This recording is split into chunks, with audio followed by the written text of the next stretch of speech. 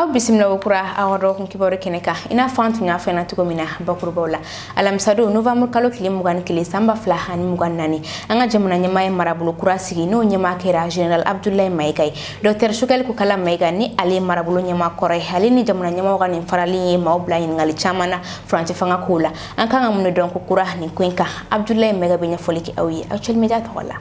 ayaka baraw damne kaba general abdullahi maiga ali min bilala dr shogel kokala maiga nona ka ke premier ministre ye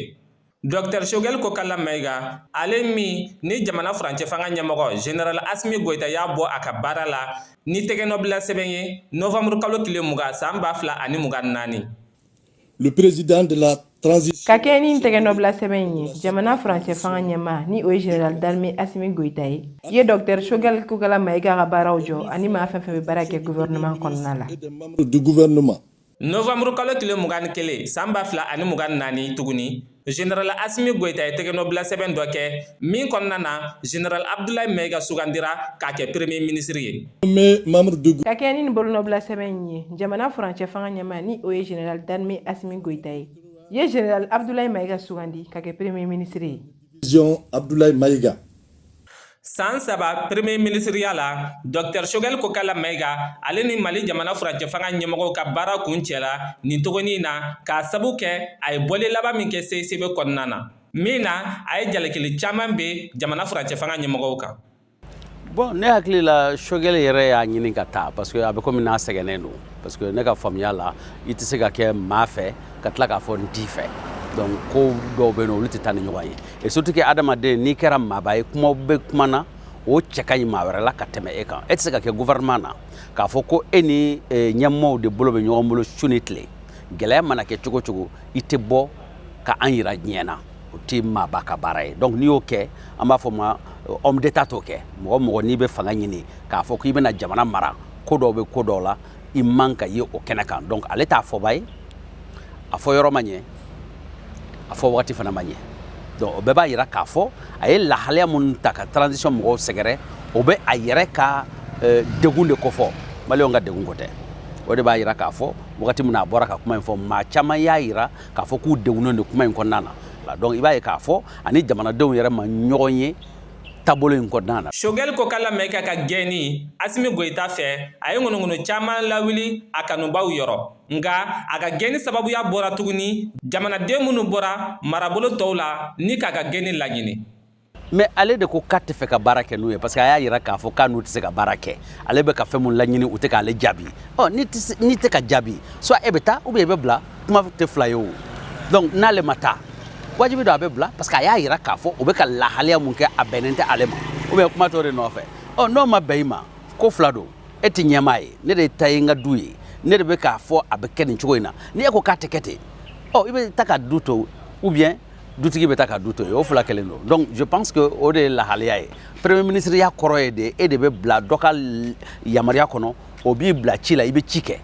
bon chinte e reka chie jamana donga chido donc ni ere de guna chi ngono e de ba fo a jangwala ne tsaka chike ble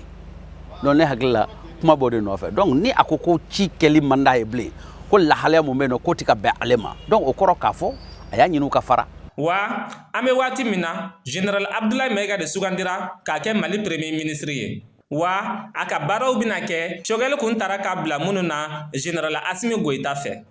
ne hakli te makola ne hakli be tabulu ko de la parce que nimbe asmi ka barade angal la nyini munu nu lukanga sabati ale de be kulula wala ya donc adale no maminuna abulu de sugandi donc hakli na waretew abseka ke abseka ke ne abseka ke mawre donc ni adira mama adama de ka ke ladiri sinon tabolo ko nana ambado bebe seka ko do ke jamana kono mais anga ke tabolo kelenye anga siraw ka seka nyogonta la nyini yode parce que mabe made taka grela ini mambe nyogon famu donc ne ka famu yala o be so rasuye anya yo fana maiga boraka bara munu fana ke ani shogel taw ku manja nyogona donc an hakilla abeku tabolo kele nganya shogel de bora tabolo kono oh ni maiga be tabolo kono na kalfara maiga la ni malian mbu yere maiga ka tabolo kono ne bolo problème tala donc amasi ku fle mi an hakili mu nu yo baraka katano hakili amo fana kuma fo nin tun ye marabolo kura sigili ko ye Abdoulaye Maiga dɔgɔkun ɲinini senfɛ Mémorial Modibo Keita ye table ronde pour le financement de la nouvelle stratégie Ange 2023-2030 la ɲɛnamaya arabado novembre kalo tile 20 tɛmɛnen n'o kɛra Alliance des journalistes maliens pour la nutrition et la sécurité alimentaire en collaboration avec l'OMAS et World Vision fɛ nin sigafɔn kun ye dɛmɛbagaw ani hakilina tabagaw bɛ se ka projet in dɛmɛ cogo min na Maimuna dɔw bɛ walawalali kɛ aw ye. Arabadon novembre kalo tile 20 san 2024 Mali kunnafonidilaw ka jɛkulu min bɛ yen dumuni lakanani ko kama olu ye sigi ka fɔ dɔ boloda u ni OMAS ani World Vision ka bolodi ɲɔgɔnma hukumu kɔnɔ Mémorial Modibo Keita la yaasa ka fɛrɛ bila sen kan togo min na u bɛ se ka musakaw sɔrɔ ka u ka baara bolodalen waleya ni o bɛ wele ko projet Ange o min ye ka kɔngɔ kɛlɛ den fitininw ta fanfɛ o baara bolodalen y'a daminɛ san 2023 Ange 2023-2030 bɛɛ b'a dɔn ka fɔ ko denmisɛnnin fitininw Mali la olu bɛ kulu kɔnɔ kulu min u ka dumuni ko kan ka jateminɛ kosɛbɛ kabini muso bɛ bɔ jiginni tabali sanfɛ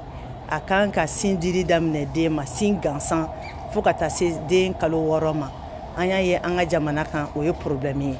n'i bɔra yen o ye fɔlɔ ye filanan dɔgɔtɔrɔ minnu b'u la jigin n'olu ye an ka muso la jigin dɔgɔtɔrɔw ye n'olu bɛ wele ko sage femme a yirala fɛnɛ k'a fɔ ko o caman na jamana kɔnɔna na formation ba t'u la walasa ka muso kunnafoni sin gɛrɛgɛrɛ dili den ma k'o kunnafoni di musow ma jiginniyɔrɔ la problème bɛ yen o ye filanan ye sabanan fɛnɛ dɔgɔtɔrɔsow la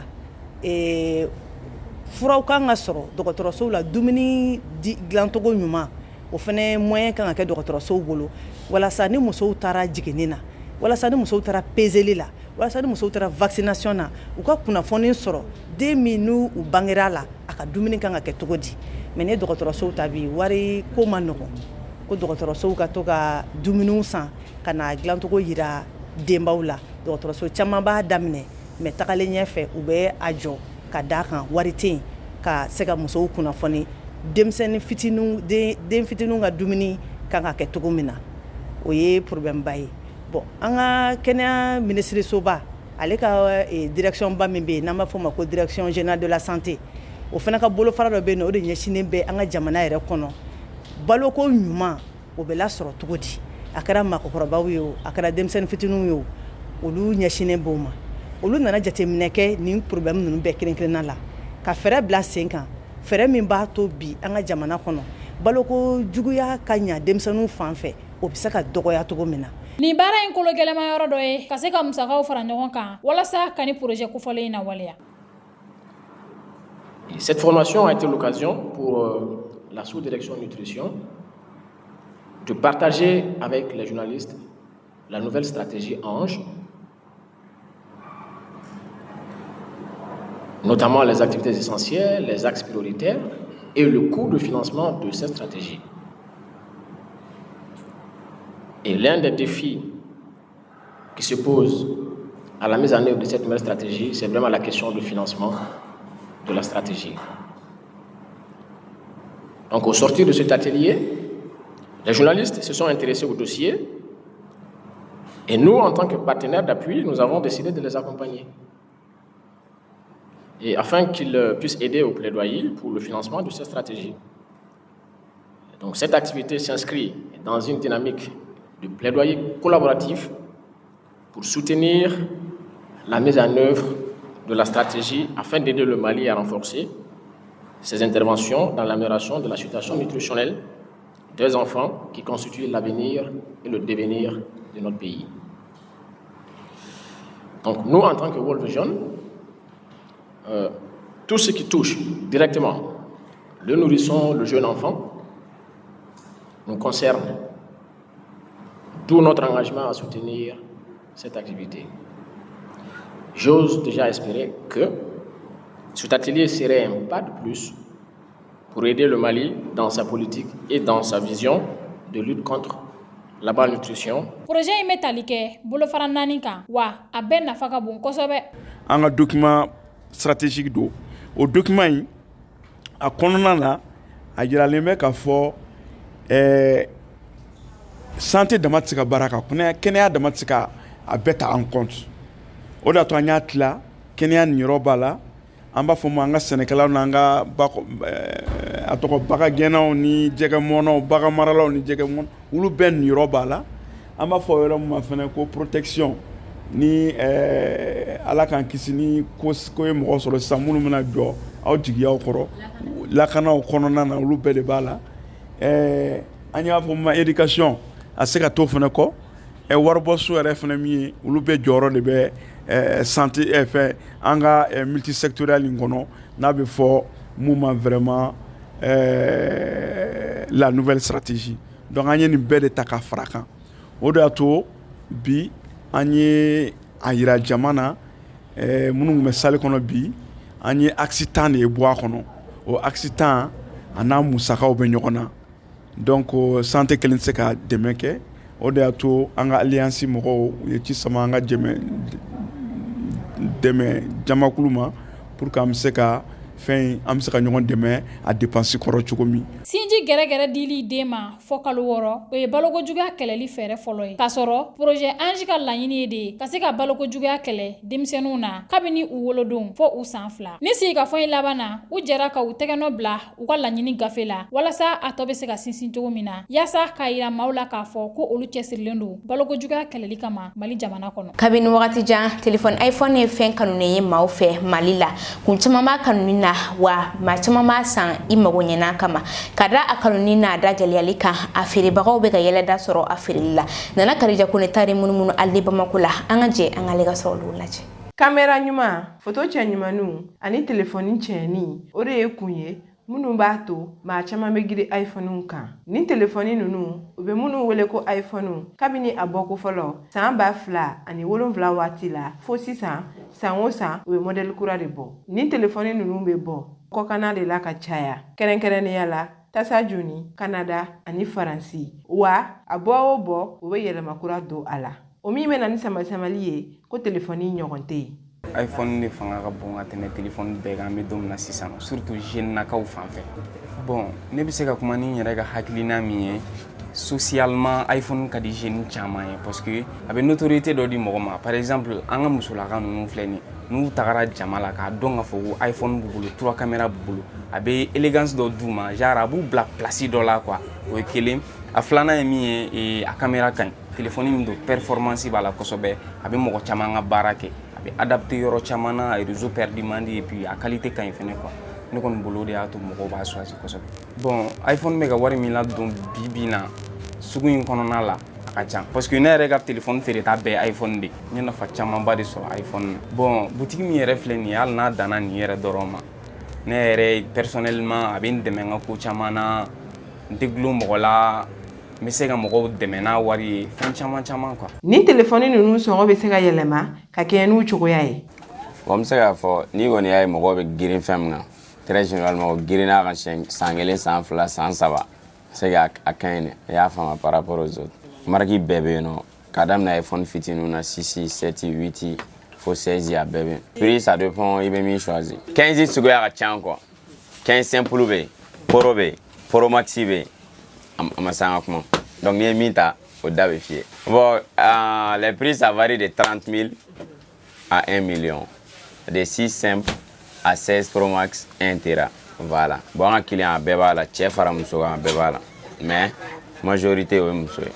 muso de ka ca la. Hali ni dɔw b'a yira k'a fɔ ko ni téléphone ninnu sɔngɔ ka gɛlɛn ko wa k'a batterie tɛ mɛn o si tɛ Mariam Daw ni ale y'a matarafabaga dɔ ye Bali a sanni na.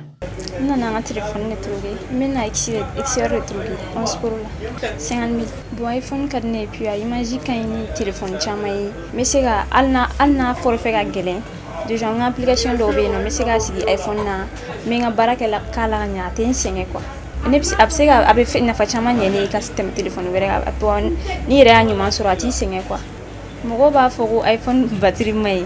mais o bɛɛ la a ka d'an ye quoi a t'an bali an ka kow kɛ quoi a b'an mago ɲɛ minnu b'a fɔ ko iPhone ma ɲi u bɛ kuma caman fɔ iPhone ma k'a batterie tɛ mɛn donc o t'an bali quoi hali n'a batterie tɛ mɛn an kɔni an b'an ka baara k'a la an bɛ fɛn bɛɛ k'a la a kɔni ka d'an ye. Degun caman kɔfɛ nin baara in na Bagayogo multiservice b'a yira k'a fɔ k'u bɛ ka se k'u dahirimɛ sɔrɔ nin baara in na ka da u ka téléphone qualité kan. An ka téléphone bɛ bɔ Amérique direct Westa version américaine dai Amérique and Canada ma France taw fene be qualité bébé no qualité ñanama ami téléphone blakata dien dugu bela bo degu nga du aga gele degu ga du ani client ñongote parce que degu me doni ni satisfaction te côté bela supposons ça c'est un iPhone 16 simple ne nana ki mogo bala ne ta feri ma ni ga purité ne la satisfaction ne fene ma satisfait jagoya ibna mi doli ma mi la satisfait ou bien mi ga ami feri boroto si o gele ayre chamani ba ansoro parce que mogo ba donner baga fe no parce que ne b'a blanga réseau kan garantie un mois ma fi alna kulo a dimi bi segna na mi dore dima we mi ga war segima muso u ga chambala go de la u bina téléphone 100 nous nana téléphone 100 bolo garantie sur aller ou na sur événement konyo ou fin ou lo to kenay après o bina sano e karsa téléphone ya meta e karsa téléphone batterie te mais e karsa ka galon ke ga de téléphone na toi même tu sais en âme et en conscience galolo mais je laisse tomber mi ga war la segima alhamdulillah bon nafako ta famille ala kanu est-ce que ga famille amala tanu moi j'ai fait 3 ans de carrière à Alde Bamako 2 boutiques un Corolla Alpha un RAV4 2020 beaucoup de millions un terrain au sentier beaucoup de terrains vides beaucoup de millions les commerçants tout terrain import export jamao bindo tiago baga musogo baga demseo makoro nga jamanengo mi ubato la ame domina igobi mali kono ani jien fan wara fe iPhone kele no téléphone mi magadi ma chama ko sabe ni o fan babe shifina kawi keren yala musola kaw sabula keme sarala agatel ni bishegi nyoy iPhone et société Apple mauga barakeli ndo la belebele doy o be ko fe iPhone no glanu no kanye kateme téléphone chama kan ni anko luma ko Android o de bato afele legalaw be ga sega ne fa chama soro ala wa amatara fa bagaw bu disi goshini asrolier nin tunye nana karija kunega solo nye telefon iPhone kuka kabin avril kalola samba fla ani mugwan saba sudan ka obla mangana miye bingan wole chama wuli o minna uga fintigila ka ne groupe paramilitaire wa kele sinfe fintigila ka bayiri kari nin turala wa ma millioni bora usigiro la kataka jamana kono don to jorola o wakati kele na Médecins Sans Frontières kuna fundike balogo juguya tarilika uga jamana ka wuli ga jo chama la benendo ka ke ya safere be sega soro sudan ka uka ningele yaina Minya folisoro Zainabu Kife kabini avril kalo samba fla ani mugan saba wati sudan kele bado soro na kira sababu ka gela chama la se adamadenw ma mi nyogoma deli ka ke folo sudan jamana kono akira sababu ka mogoba chama faga ani ga mogo million bo usigoro la kubla choya jugula kosaina Médecins Sans Frontières ye kuma munu fo olube gele yin bonya jira jekulu nya jira ko balogo dese jugma ba soro le chayara kosebe kenen yala demsen kunda kabini kelaw demnena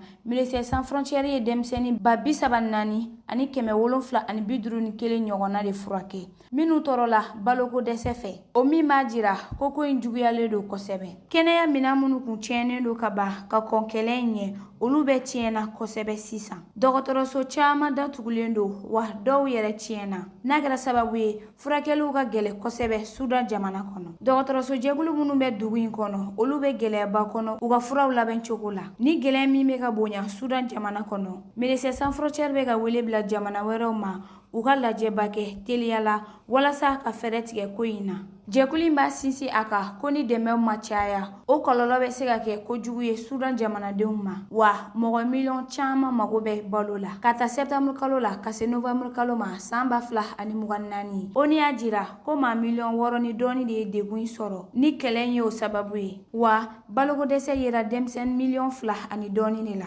ni gelen tiga da suda jamana dorona suda jamana de chama bi gata o kerefe dugula ina fo Chad ani Egypt namna ke sababu kerefe dugu nunu mina gele chama soro suda jamana de achumina de banal flebo ni be dansiki awoni ndo kibarla awniche awoni madalla am foko kambe jen wakati were parce que nous croyons au grand potentiel humain parce que nous incarnons la performance parce que l'autonomisation et le perfectionnement de l'élite constituent notre objectif. Rejoignez-nous, Université Bazo, la performance par excellence. La prestigieuse Université d'excellence est UTG, première université qui offre la formation robotique et électronique révolutionnée au Mali. Et UTG, 80% de pratique et 20% de théorie. Elle oriente surtout les jeunes vers l'entrepreneuriat, ce qui fait que 70% de ses étudiants deviennent des entrepreneurs. Sistra Technologies est une société de prestation de services et de commerce, évoluant dans le domaine des nouvelles technologies de l'information et de la communication, la fourniture de matériels biomédicaux, la bioinformatique. L'École supérieure de commerce ESC Mali School of Management, l'école qui forme les leaders de demain, elle se distingue comme l'une des meilleures écoles de commerce de la sous-région. ESC Mali est réputée pour l'excellence de ses formations qui préparent efficacement les étudiants à devenir des entrepreneurs et des managers compétents.